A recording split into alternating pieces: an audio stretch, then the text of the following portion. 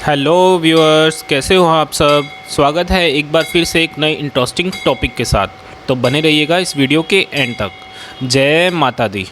दोस्तों, जब भी बात नवरात्रि की आती है तो हमारा दिमाग पूजा पाठ और माता रानी की अर्चना आरती तक ही लिमिट में रह जाता है। लेकिन क्या आप जानते हैं कि नवरात्र का त्यौहार मनाया क्यों जाता है, इसकी मान्यता क्या है। सदियों से हम नवरात्र का त्यौहार मनाते आ रहे हैं, व्रत भी रखते आ रहे हैं। देश के अलग अलग हिस्सों में अलग अलग तरीक़ों से इस त्यौहार को मनाया जाता है। कहीं कुछ लोग पूरी रात गरबा और आरती करके नवरात्र का व्रत रखते हैं, और तो कहीं कुछ लोग व्रत और उपवास रखकर माँ दुर्गा को उसके 9 रूपों की पूजा अर्चना करते हैं।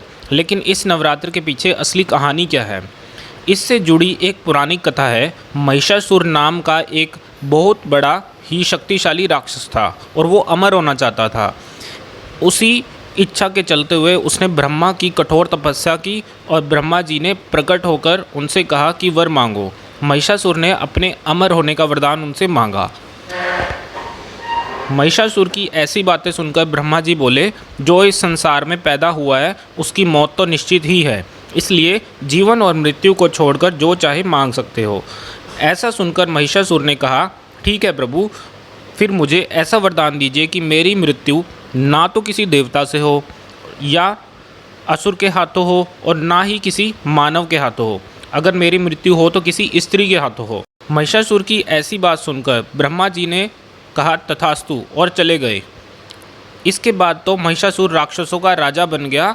उसने देवताओं पर आक्रमण करना शुरू कर दिया। देवता घबरा गए, हालांकि उन्होंने एकजुट होकर महिषासुर का सामना किया, जिसमें भगवान शिव और विष्णु ने भी उनका साथ दिया। लेकिन महिषासुर के हाथों सभी को पराजय का सामना करना पड़ा और देवलोक पर महिषासुर का राज भी हो गया।